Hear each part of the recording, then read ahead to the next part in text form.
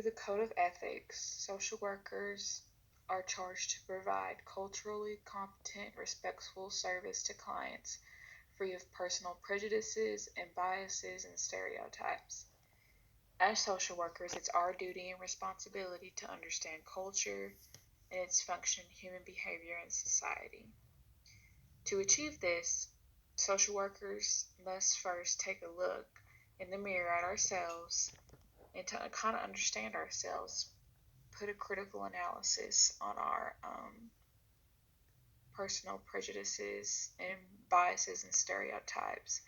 And this will allow us to identify those prejudices and biases that we may harbor that may inadvertently or unconsciously affect the delivery of our services. So this presentation is split into three parts,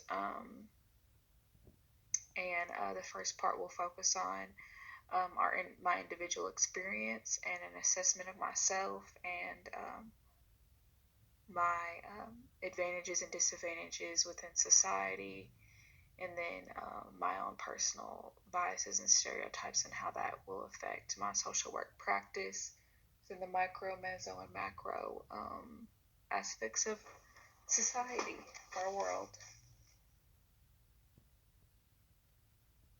Before we get into examining my social categories, it's important to talk about the book that we have in the class, Readings for Diversity and Social Justice by Adam and others.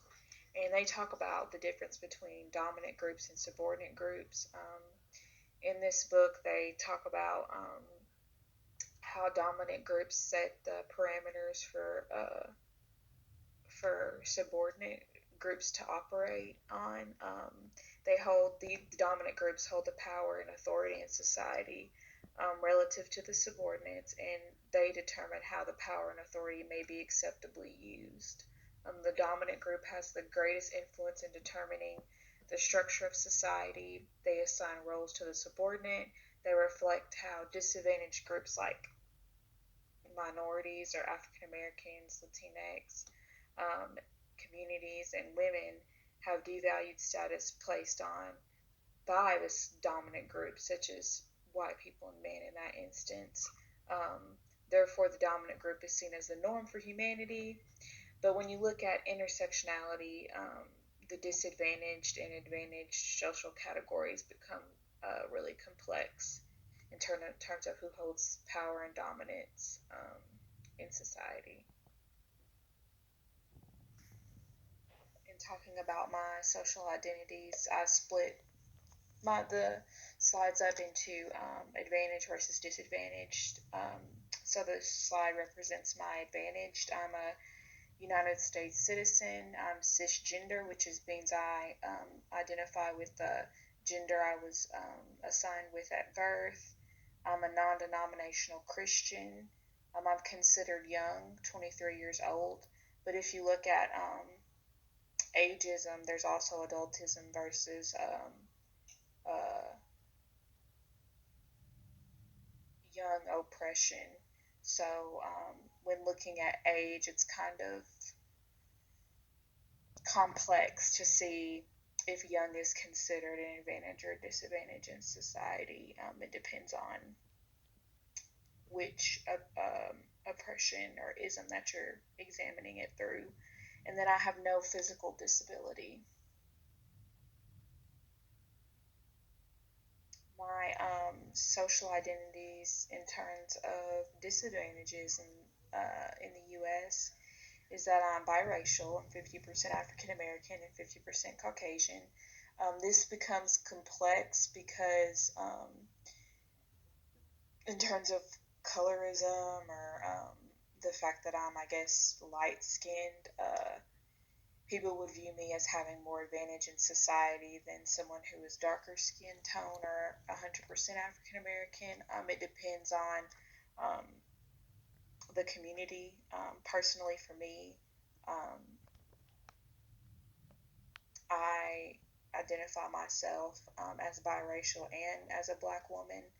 Um, so I feel as though in society that I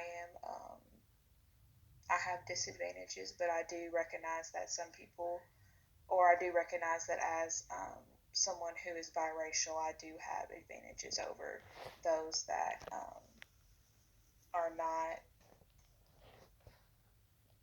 Uh,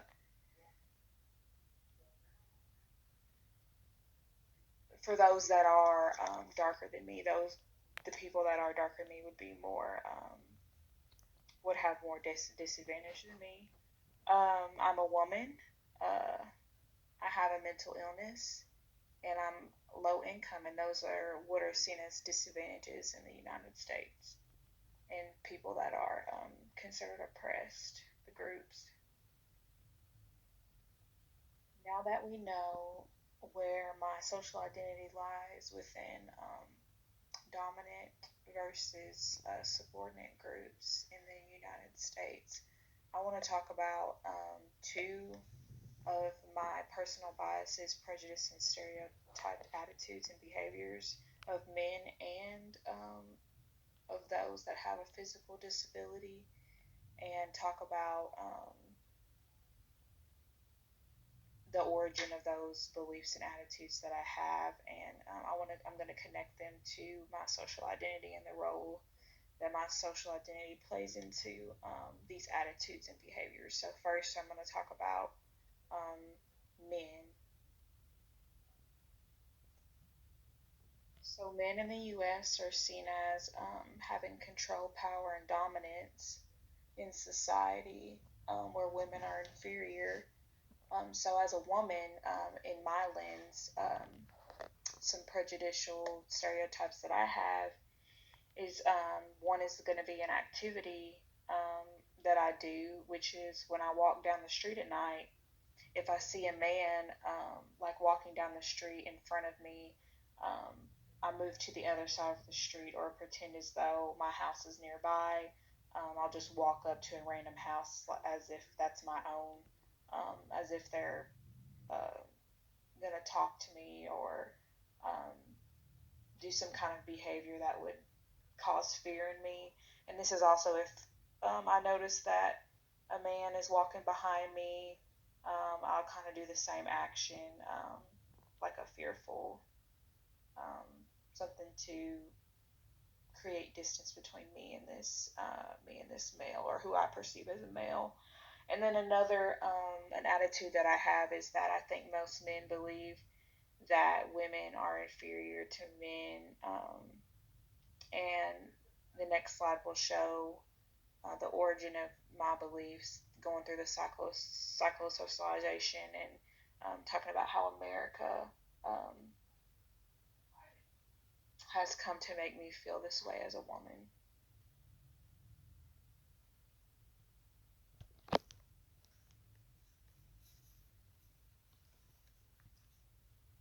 I am the CEO of a tech company right now, which makes these some very interesting times. I recently had a call with a potential investor in which everything clicked. He got the concept, he loved what we were building, he had key insight about our tech, and so we agreed on a day to speak again, and he said, "Great, why don't you ping me then?" And I said, "You got it." And then he said, "Oh, wait, is that one of those phrases I'm not supposed to use with you?" Because he's a man and I'm a woman, and in the tech world right now, careers are being destroyed and entire venture funds collapsing because some men have behaved incredibly inappropriately towards women. He was afraid of using the phrase, "ping me." Now that might seem ridiculous, but we now live in a world where words and phrases rapidly take on new meaning. If you need proof, just look at the Facebook post of any guy who got a text from his mom that says, "Hi honey, if you want to come over tonight, we can Netflix and chill." If you don't understand why that's funny, Google Netflix and chill.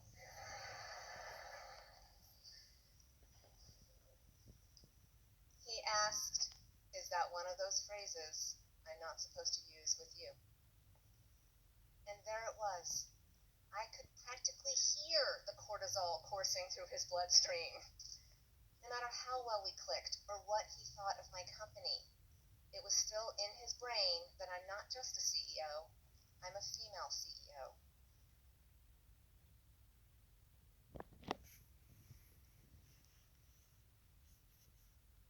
am the CEO of a tech company.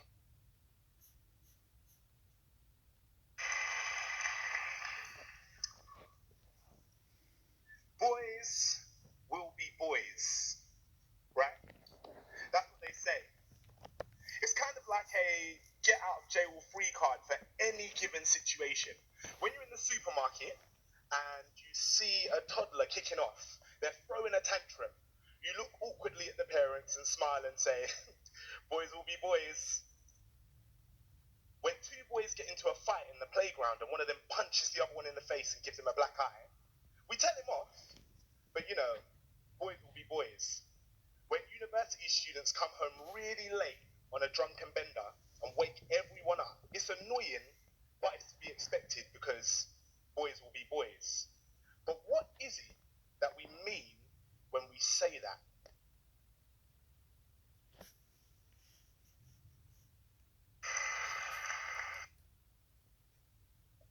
Going through this cycle of socialization and talking about where my fear that a man is going to act violence on me or have some sort of power over me, we want to start at the beginning. So at the beginning, every one of us are directly assigned to sex based on our genitalia. So in the US, those are two genders. We're either a girl or a boy.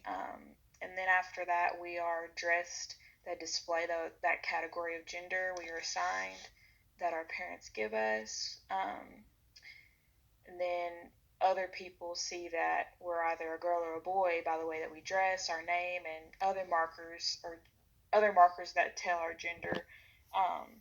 And then thus we are treated as such in a way that is deemed appropriate, or not deemed appropriate, but is deemed how society should treat a woman or a man. Then as we get older, we start to identify with our gender until puberty hits. And when puberty hits, adolescents are usually shaped by our gender at that point in terms of our sexual practices, our sexual feelings. And in that instance, if we don't rebel or show difference, and that's not that's not what we identify with, then we usually just go with what we are assigned with at birth. By watching and observing the people around us, we begin to associate different jobs and different expectations with either this is what a man should be doing, this is a man's job, or this is what a woman should be doing, this is a woman's job, or this is like feminine, this is masculine. Masculinity becomes associated with being a man, femininity becomes associated with being a woman. These practices of gender in our everyday life reproduce society's view of how women and men should act. Individuals may vary on their femininity and masculinity, but feel as though they have to put themselves in a box as either female or male because society recognizes those two genders. Throughout life, we learn what it means to be a man or a woman and what is expected of us in these roles, such as, for my instance, as a woman, being a good mother, being heterosexually desirable. We as a society produce gender because we behave in ways that we have learned were appropriate for our gender, unless, like I said before, we resist or rebel against those norms. They are enforced by informal sanctions of gender appropriate behavior by peers, by formal punishment, or the threat of punishment by those in authority. Should we deviate too far from the social standards of being a woman or a man? In this system, women are ranked inferior to men. Men are advantaged over women.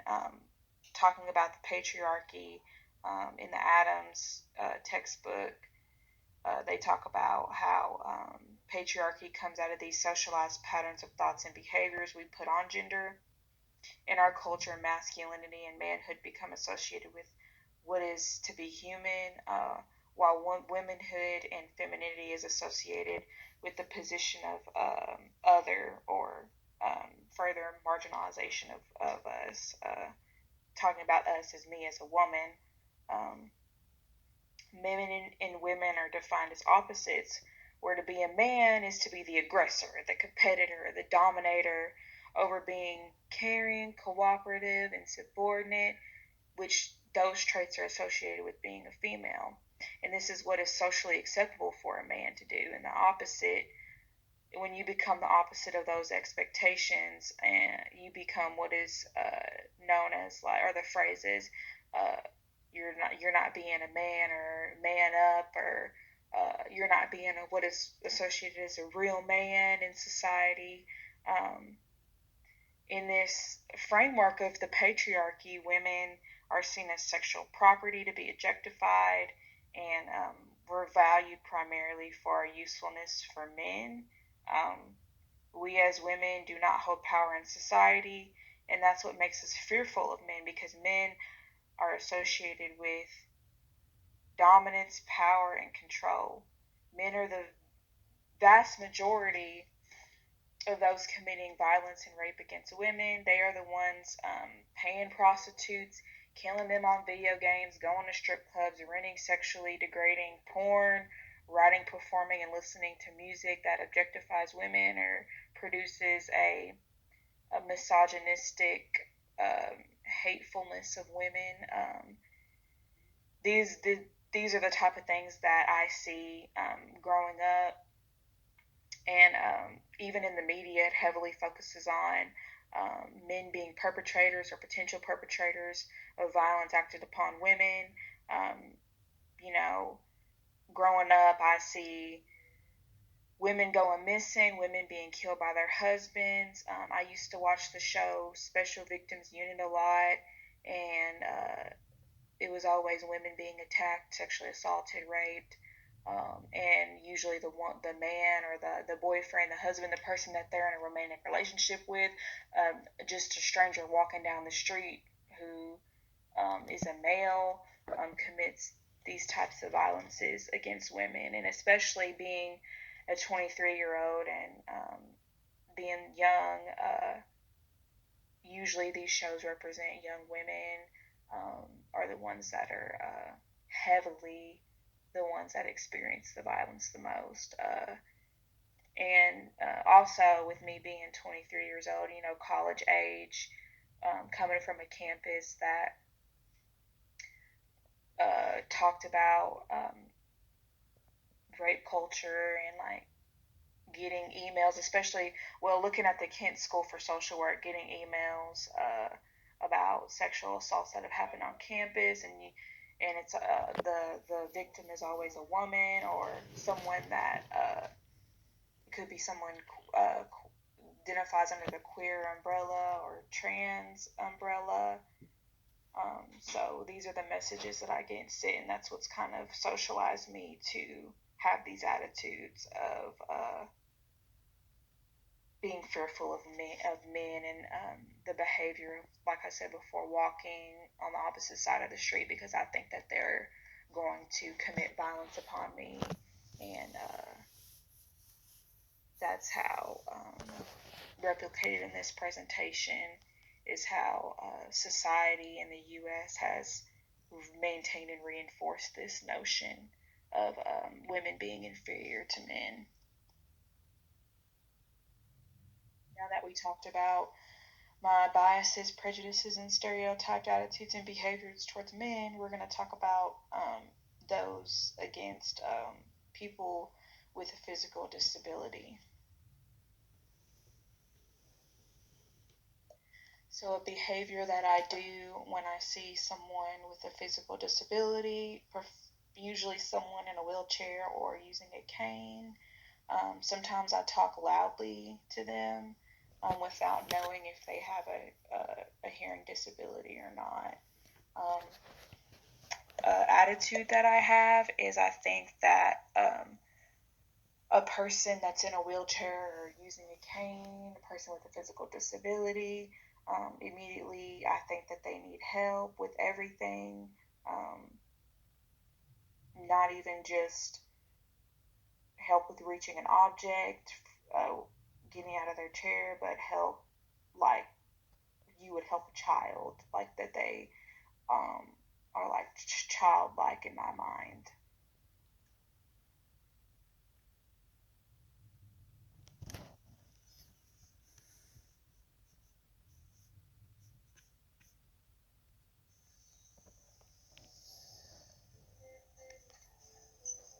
Good morning, Bob. Morning there. Ma'am. Morning, Alice.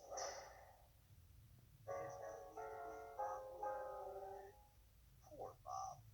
Like so many of us, he just doesn't know how to interact with people with disabilities.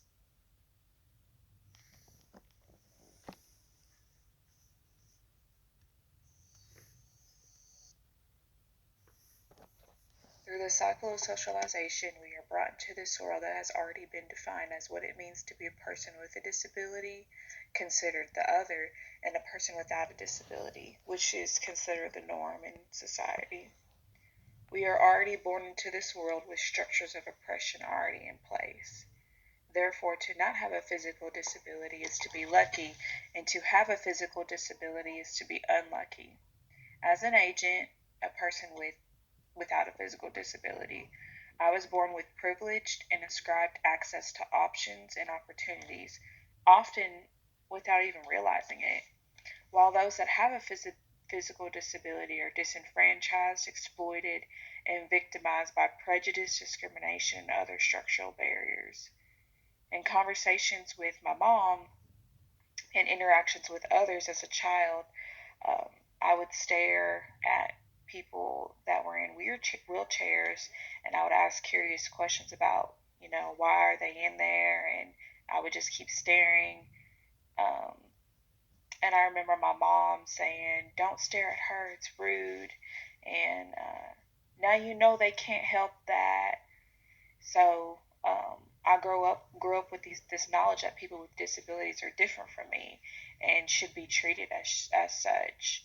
These messages are automatic part of socialization, and I didn't initially question them during that time, as as children usually don't question. Um, we don't question because we're dependent on our parents. I was dependent on my mom, and we unconsciously conformed to their views. Um, we have been exposed to a strong set of rules, roles, and assumptions that cannot help but shape our sense of ourselves and the world. Now, going into adolescence or elementary school adolescence, I'm attending school, going to church, going to the doctors, basically beginning to interact with institutions, and they are beginning to affect, maintain, and reinforce the my attitudes towards people with physical disabilities. Um, I'm receiving messages about how those with a physical disability are to be uh, looked down upon.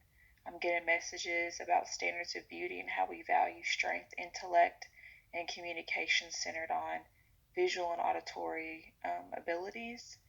Therefore, beauty becomes to equal flawless perfection in society. And this is what I'm growing up understanding when I'm interacting with institutions. Society even celebrates those who are physically strong and intellectually smart and discounts the value of anyone who doesn't meet those standards. An example is how we celebrate good grades and winning football championships, noting towards intellect and physical um, abilities being put on a higher standard of celebration. I see representation on television of mainly those who do not have a physical disability. When I was in middle school, the people with disabilities are put in a separate class. And I remember my classmates and I calling that class like special needs or like the slow class. Then when I went to high school, I hardly ever encountered anybody with a physical disability, like somebody that was in a wheelchair or using a cane that had what I would call an obvious marker for a person with a physical disability. Um, And we also never talked about it in school. So I kind of just went with the status quo of being ignorant. I would see people around me as I got older and more into the world. I would see people offering help and assistance to those that were in a wheelchair. So I started associating that and what my mom was telling me to translate into me making people with disabilities, physical disabilities, seem incapable to take care of themselves or their responsibilities. Um, at the institutional level, I was consciously and unconsciously given these messages about who should have power and who should not. And then that begins to get associated with a person with a physical disability having a hearing issue or intellectual issue. Um, no one considered people with disabilities as valuable, only people who needed to be taken care of. And that's the message that I was receiving. And that's how I manifested it and reinforced it in my mind to um, see that have an attitude that when I see a person with a physical disability, to that they automatically need help and that I have to talk really loudly for them to understand me, associating a person that has a physical disability with other disabilities like intellectual or um, emotional.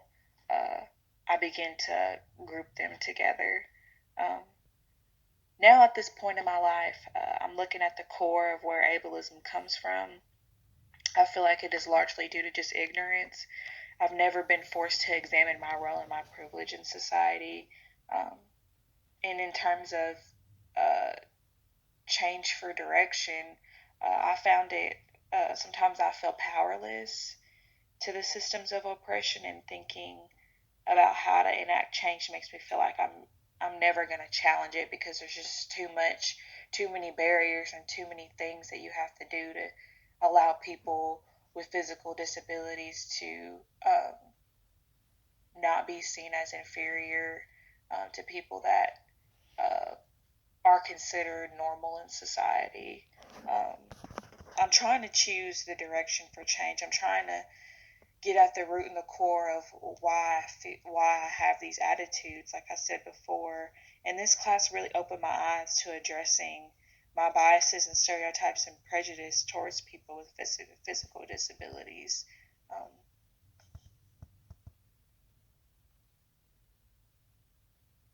so, how does my social identity impact my social work practice from a micro, meso, and macro perspective? As you can see from this picture, micro level social work practices working directly with individuals and families on everything from access to housing, healthcare, um, mental, behavioral, and emotional access, social services. And in the meso perspective, we're working with groups and organizations such as schools, businesses, neighborhoods, hospitals, nonprofits, and other small scale communities. In the macro perspective, we're going to be working towards a more larger scale systematic change. Um, Through this, we're crafting laws, petitioning governments, organizing activist groups, and molding social policy. So, as a person who's more privileged or advantaged in some of the isms like racism, sexism, heterosexism, ageism, classism, ethnocentrism, I'm going to be more privileged and advantaged in those situations, or I'm going to be more disadvantaged and minoritized. And so my identity impacts my social work practice because the privileges I have and the values I have knowingly and unknowingly affect people, institutions, and society. Um, the groups that I belong to can impact my ability to help them. Um, in terms of privileges, or not privileges, in terms of who I identify as, it'd be like those of color, straight, people that identify as straight, women, those without a disability, those are considered young, Christian. Within these communities, I'm able to share commonalities that will allow me and them to benefit from a shared cultural norms and expectations. We may be able to work more collaboratively together and possibly have more of a trusting relationship. These similarities can become empowering for me and the clients that I share similarities with. However, when it comes to intersectionality, my client and I will more than likely have different upbringings and social backgrounds. In these instances, I must acknowledge that in an advantaged group, my power and privilege can impede on my client's assistant for help. It can impede on the meso level, working with groups and organizations and seeing how that power differential relates to me and my social identity. If I'm a woman working in like a school as a school social worker, how the power differential is between me and my male coworkers or people that have power over me in that organization. And through the macro level, and this is just an example, like me as a person of color or biracial, I guess you could see if I'm considered disadvantaged by some groups and privileged by others,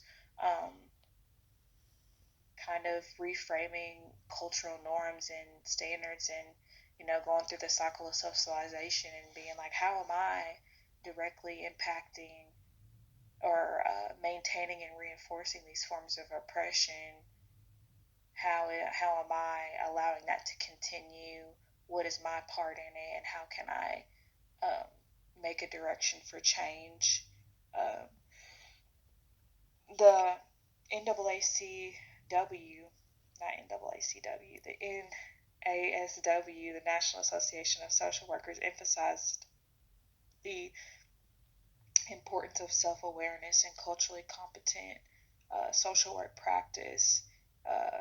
They talk about how social workers shall seek to develop an understanding of their own personal cultural values and beliefs as one way of appreciating the importance of multicultural identities in the lives of people. Cultural competence is further defined as knowing and acknowledging how fears, ignorance, and the isms, racism, sexism, list goes on, have influenced their attitudes, beliefs, and feelings. Those thoughts and attitudes get reinforced in the cycle of socialization. If we never address our own biases and stereotypes and prejudices, we can't help groups if we can't help working directly with individuals or families.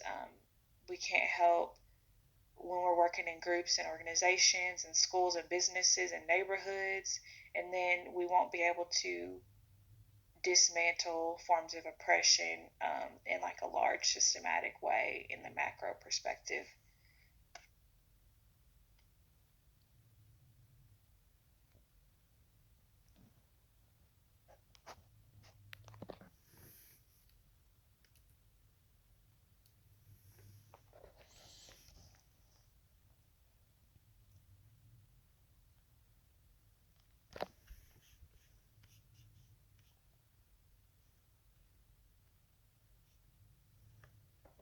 Now that part one is concluded, part two is going to focus on a critical analysis examining the impact the course has had on my own personal biases, prejudices, and stereotypical attitudes and behaviors towards men and those who have a physical disability.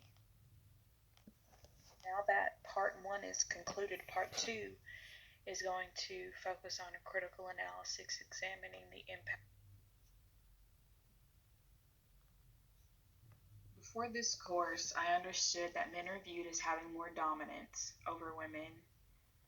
I knew that men are seen as a standard as opposed to women, especially in examining masculinity and femininity.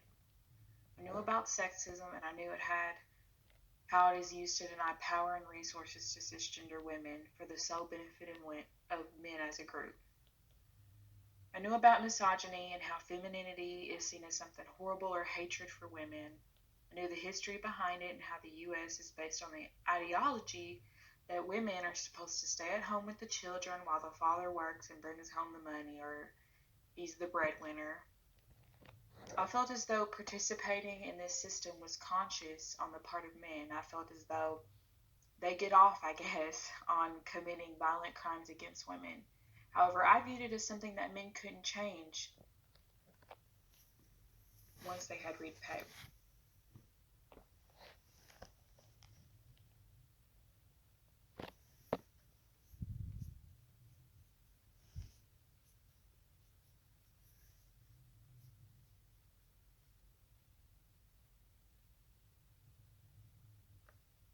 My personal biases, prejudices, and stereotyped attitudes and behaviors towards men have shifted.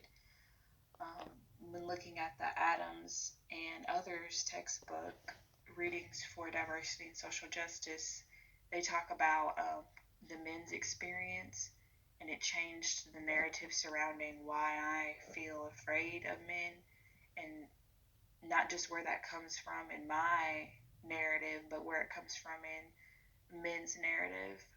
So I found out that when you looked at the male's experience, that they feel that they are under scrutiny of other men, that they have to prove their manhood in the eyes of other men. And this is a consequence of sexism. When examining masculinity with men in groups of people, they boast about their accomplishments, from their latest sexual conquest to even the size fish that they got on their fishing trip. They parade these markers of manhood. These markers are wealth, power, status, and women in front of other men desperate for approval that they are a man, or what is the highest sense of masculinity. The book talks about how men are on their own, and then when they encounter other men, they get into this competition mode where men are afraid to let other men see their fear. So an example of this is you're sitting at a restaurant, and if you're in like a heterosexual relationship and you're with your romantic partner who identifies as a male, and somebody makes a sexist joke, could be that women need to stay